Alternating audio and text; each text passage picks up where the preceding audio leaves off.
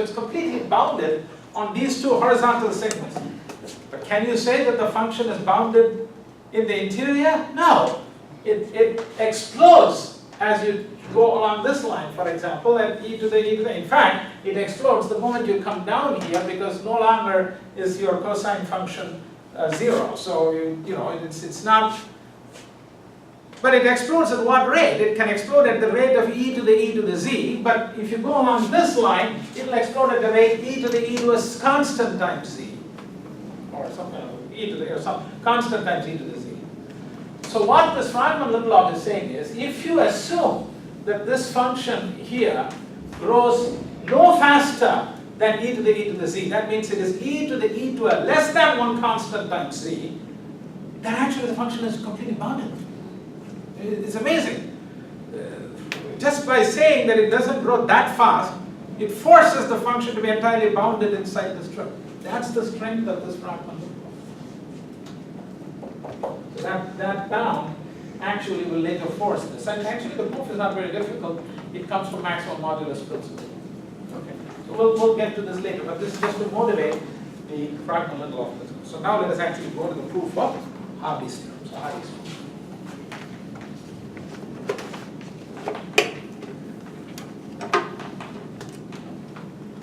I often tell most of my undergraduates must take complex calculus. It's a different level of mathematical maturity, because there are things which are very often counterintuitive, and you can only understand by going through the proof. Okay, now proof of Hardy's theorem. Okay, define. By the way, Titchmarsh, I think, has several proofs in his book. Like he has several proofs of the functional equation for the Riemann zeta function. But I'm choosing this proof based upon what we have developed in the course so far. What are other proofs? Okay, define chi of s to be, so what is defined chi of s by zeta of s is equal to chi of s zeta of 1 minus s. So go back to your functional equation for the Riemann zeta function. It says pi to the minus s over 2 gamma s over 2 zeta s is pi to the 1 minus blah, blah, blah. And bring zeta s and zeta 1 minus s divided by one side, put all the junk on the other side. That's called chi of s. Okay? So I'll now tell you what chi of s is. Thus, chi of s is pi to the power s minus half gamma 1/2 minus 1/2 s. So this is 1 minus s over 2 divided by gamma s over 2. Okay, so that's the value of the chi function. Now, look at the right-hand side of 17.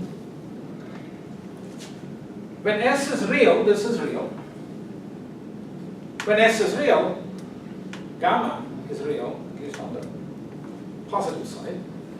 But then by the functional equation of the gamma function, the way you go from gamma s to gamma s plus 1 is you multiply by s. So if you repeat that, you will only get real values. You may get infinity, but you will only get real values. So we make note that, chi of s is real if s is real. Thus, chi of s bar is chi of s bar. Okay, so this is true because the real goes to reals. The complex conjugate will go to the complex conjugate. Okay, now, all right, so this is something. Also, from 16, we get chi of s, chi of 1 minus s is equal to 1. Because chi of s is zeta s over zeta 1 minus s, chi of 1 minus s is zeta 1 minus s over zeta s. So chi of s times chi of 1 minus s is 1. So what does that mean? Thus, in particular, chi of half plus it times chi of half minus it is 1. If I put s equal to half plus it, 1 minus s is half minus it. But this is the complex conjugate of this. So which, together with 18, gives that the absolute value of chi of half plus it is 1. So this chi function is of size 1 on the critical line, on the half line. Okay. Now, it turns out that we will be using, and the choice of this thing is only apparent later in the proof when you do the estimates, but we will be needing to use the square root of the chi function. Actually, the reciprocal of the square root of the chi function. Okay, but I'll come to that moment. But now I'm going to define. So, in view of 20,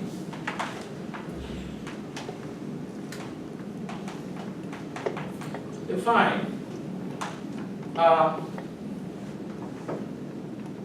chi of half plus it to be e to the power, I'm just going to do this, minus 2I theta, because I differ, because I'm going to use immediately the square root. Look at the negative square root. Okay? So if I do that, then what is theta? Where theta, which of course depends upon t, is the argument minus 1/2 of the arg of chi of half plus it. And now comes the question. Okay, so we'll call this 21. Why is this a reasonable thing to do? What tells you that it's possible to define this arg? The moment you can define the arg like this means a single-valued branch of the logarithm can be defined. So we have to just justify a single-valued branch of the logarithm. Okay, but before we get to that, using this, but here's a function z of t to be equal to e to the I theta zeta of half plus it, which if we want, we can write as equal to the chi function of half plus it to the minus half zeta half plus it. Now I've got to justify that the chi function has a logarithm where this is justified because a single-valued branch of chi of s exists for sigma greater than 1/2, is equal to 1. Because if you look at the chi function, here's the definition of the chi function. It is the ratio of the gamma functions. Your only objection will be at the top. Because minus half s means I'm going to the left. But the gamma function has no zeros. The gamma function has only a problem and it has got poles. But we are never going to hit the poles in the region that we are considering. So we are okay. So there's a single-valued branch of the gamma function exists for this. Thus, chi of s to the minus half is well defined. So that's your first observation. So the chi function has a well-defined thing. Okay, so what is C of t? Thus, okay, we may write Z of t as equal to, I'm just bringing it here. It's only at zeta half plus it. So when I put half plus it, I get pi to the power minus half it right? Because when I put s equal to half plus it, s minus half becomes it. But I'm now taking the square root with a negative sign, so I get that. Okay? And for the gamma function, I've got to look at the reciprocal, because I'm taking the square root and then and minus half, so I'm going to look at the reciprocal.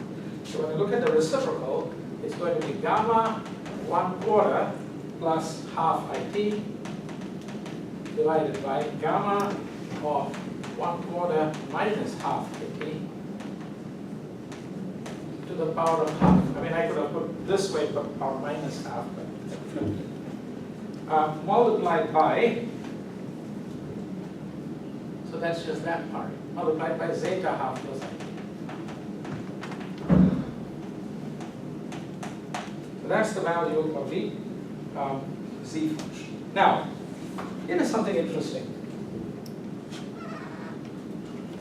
So, take a complex number and divide by its conjugate. This is the conjugate of this.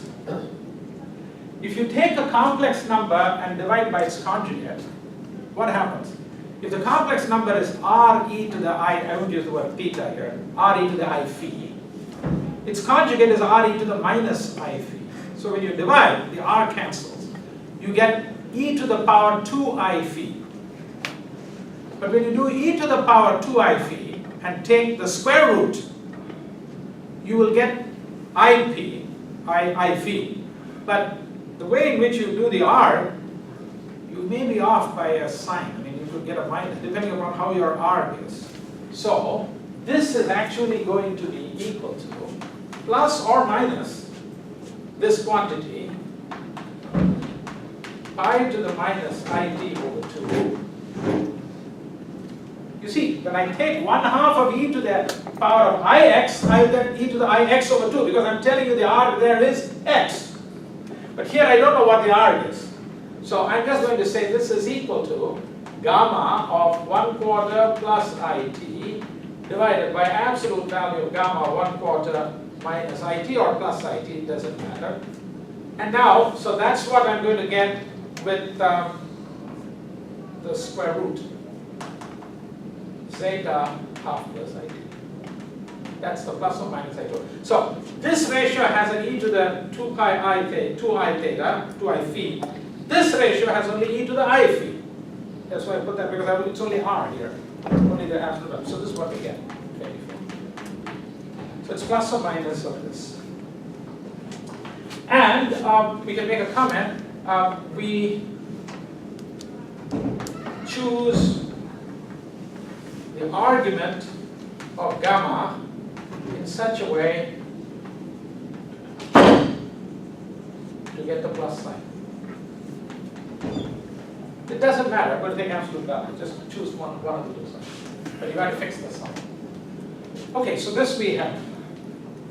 Now, something more. Your z of t is zeta of half plus it multiplied by absolute value. So now we say that from the functional equation for the zeta function,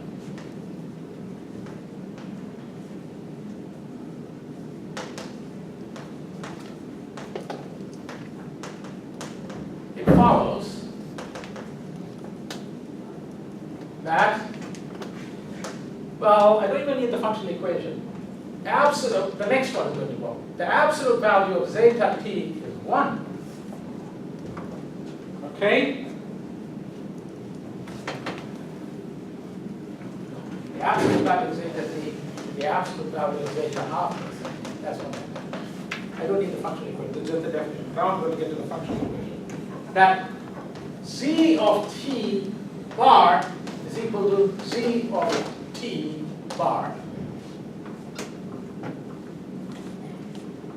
Which means z of t is real for a real t. This is absolutely important. You'll see why.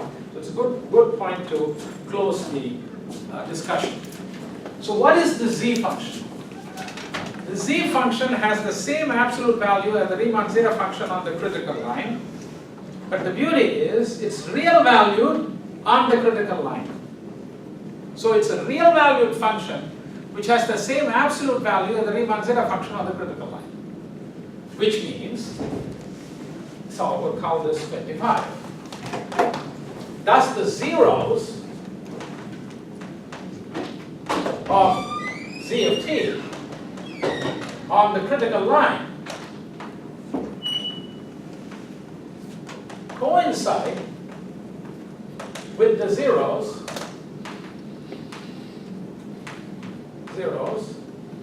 of zeta s on the critical line.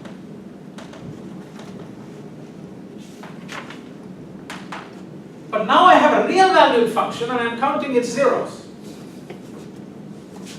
And one way to count the zeros of a real valued function is to count the sign changes. So even though we have been tracing complex variables, I mean real variables also have some advantages. That for a real valued function, you can count the number of zeros by counting the number of sign changes. So let me point out the following here. We're going to get a contradiction by doing the following. Okay? Suppose Zt has only a finite number of zeros. That means the Riemann zeta function has only a finite number of zeros on the critical line.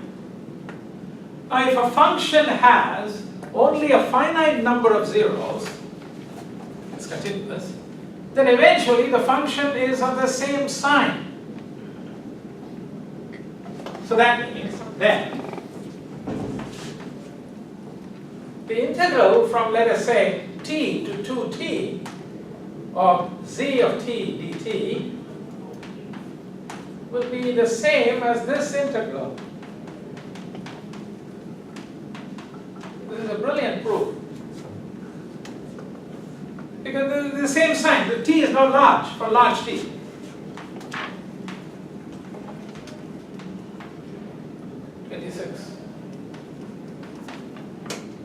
We will get an upper bound for this and a lower bound for this. That will give us a contradiction, which means z of t has to have infinitely many zeros. So we will show 26 is invalid. And that will prove Hardy's theorem. To show 26 is invalid will require a lecture. Okay, so but this is the idea. We replace the zeta function by another function which has the same absolute value as the Riemann zeta function on the critical line, but which is real value. And therefore, we not only can bring in the methods of complex variables into it, but we also have the advantage of using simple, geometrical tools that we use for real valued functions into the picture. So this is how the proof will be completed along. Right.